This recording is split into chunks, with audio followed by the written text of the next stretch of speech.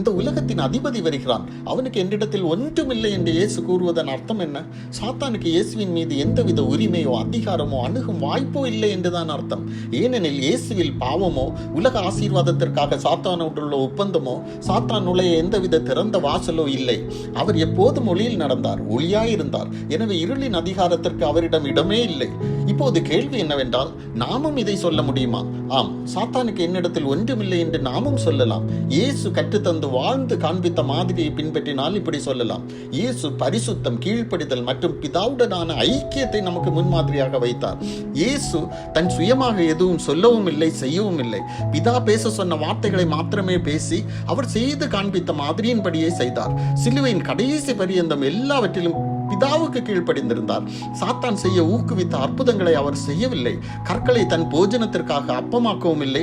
பேர் பிரசாபத்திற்காக தேவாலய உப்பரிக்கையிலிருந்து குதிக்கவும் இல்லை.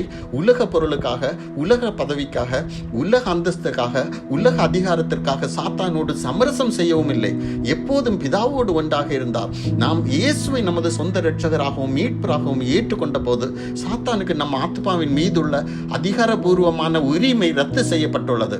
நாம் தண்ணீராலும் ஆவியினாலும் பிறந்த போது தேவனுடைய பிள்ளைகளாகி இருளின் ஆட்சியிலிருந்து விடுவிக்கப்பட்டு விட்டோம். நமது இருதயம், மனது, சிந்தனை அனைத்தையும் முழுமையாக தேவனுடைய ஆவிக்கு சமர்ப்பித்து சுயத்தை சாகடித்த போது சாத்தானுக்கு நம் மீதுள்ள கட்டுப்பாட்டை முறியடித்து விட்டோம். ஆனால் இப்போது சாத்தான் நாம் அறிந்தோ அறியாமலோ திறந்து கொடுக்கும் வாசல் வழியாகவே நமக்குள் நுழைகிறான். அது பாவம், அகந்தை, பயம், கோபம், வெறுப்பு, சோர்வு, மனக்கவலை, கீழ்ப்படியாமை அல்லது நம்பிக்கையும் அன்பும் குறையும் நிலை எதுவாகவும் இருக்கலாம். தேவனுக்கு கீழ்ப்படிதல் சாத்தானுக்கான கதவுகளை மூடுகிறது. உண்மை, தூய்மை மற்றும் மனம் திரும்புதல் அவன் எளிதில் அணுகக்கூடிய பாதைகளை துண்டிக்கிறது. ஆனால் சாதாரண வழக்கமான பாவம் அவனுக்கு நம் வாழ்க்கையில் மீண்டும் ஒரு காலடி வைக்க இடம் அளிக்கிறது. மாம்ச கிரியைகள் மூலமாகவே அவன் நம்மை தேவனிடம் இருந்து பிரிக்கிறான். மாம்சம் ஆவிக்கு விரோதமாகவும் ஆவி மாம்சத்துக்கு விரோதமாகவும் ஆசைப்படுகிறது. ஆவிக்கேற்ப நடந்தால் மாம்சத்தின் ஆசைகளை நிறைவேற்ற மாட்டோம். சத்தியம், நீதி, விசுவாசம், ரட்சிப்பு, தேவனின் வார்த்தை மற்றும் ஜெபம் நம்மை பாதுகாக்கும் போர் ஆயுதங்கள்.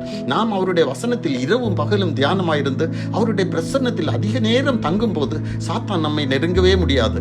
ஆனால் இன்று பல கிறிஸ்தவர்கள் அறியாமையினால் ஜோதிடம், சூனியம், குறி சொல்லுதல், ஆற்றல் குணப்படுத்துதல், படிக கற்கள் பயன்படுத்துதல், நாட்கள் மற்றும் நேரத்தை விசேஷப்படுத்தல், சிலை வழிபாடு அல்லது இறந்தவர்களுக்கான உலக சடங்குகளில் பங்கேற்பது போன்ற ஆன்மீக ஏமாற்றுகளில் தங்களை ஈடுபடுத்தி சாத்தானை தன் வாழ்க்கையில் வரவேற்கிறார்கள். எனவே பிரியமானவர்களை, விட வேண்டிய காரியங்களை விட்டு இயேசுவை பின்பற்ற ஒப்புக்கொடுங்கள். நாம் இயேசுவின் இரத்தத்தால் மூடப்பட்டுள்ளோம், அவரது ஆவியினால் நிரப்பப்பட்டுள்ளோம், சர்வாயுத வர்க்கங்களை தரித்துள்ளோம். எனவே தைரியமாக அறிக்கை பண்ணுங்கள், சாத்தானுக்கு என்னில் எதுவுமே இல்லை. ஆமென்.